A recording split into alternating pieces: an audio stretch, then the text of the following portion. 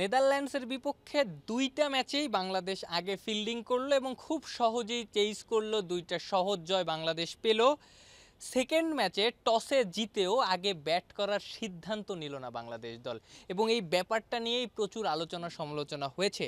Julian রসউড এসেছেন, পাওয়ার হিটিংয়ের দীক্ষা দিয়েছেন, এর আগে মিরপুরে কখনো সিলেটে বাংলাদেশ দল ক্যাম্প করেছে, টি-20-র ব্যাটিংটা আরও বেশি ঝালিয়ে নিয়েছে এবং তাদের একটা প্রায় লক্ষ্য সেট করা ২০০-র বেশি যাতে রান করা যায়, বর্তমান টি-20 ক্রিকেটটা যেখানে চলে গেছে সেই জায়গাটা থেকে এই ব্যাপারটা ক্রিকেটারদের ক্ষেত্রে যে এক্সপেক্টেড হবে বা ক্রিকেটাররা এটা চাইবেন, এটাই স্বাভাবিক। বাট দল বা টিম ম্যানেজমেন্ট তারা এই সিদ্ধান্তটা নেয়নি।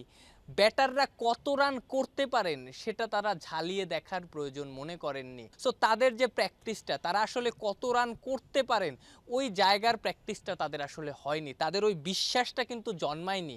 আর নেদারল্যান্ডসের বিপক্ষে আপনি যদি বিশ্বাস জন্মাতে না পারেন, তাহলে কিন্তু কার বিপক্ষে আপনি সেই বিশ্বাসটা জন্মাবেন, আত্মবিশ্বাসটা কোথায় আপনি তৈরি করবেন? আমিনুল ইসলাম বুলবুল বোর্ড সভাপতি, তিনি বলেছেন যে ইন্টারন্যাশনাল সিরিজে এক্সপেরিমেন্ট করা ঠিক না। আপনি যদি নেদারল্যান্ডসের বিপক্ষে এক্সপেরিমেন্টটা না করেন, তাহলে কার বিরুদ্ধে করবেন? আবাহনী, মোহামেডান, প্রাইম ব্যাংক, এই ধরনের দলগুলোর বিরুদ্ধে। এবং এশিয়া কাপের মতো টুর্নামেন্ট আপনি খেলতে যাবেন যেখানটায় খেলবে আফগানিস্তান, শ্রীলঙ্কার মতো প্রতিপক্ষ। তো তাদের বিপক্ষে আপনি যখন খেলবেন, আপনি কি আপনার রিসোর্সটাকে পুরোপুরি বাজিয়ে দেখবেন না, নাকি আপনি হংকং ম্যাচটা টার্গেট করে যাচ্ছেন? প্রশ্নটা আসলে উঠছেই।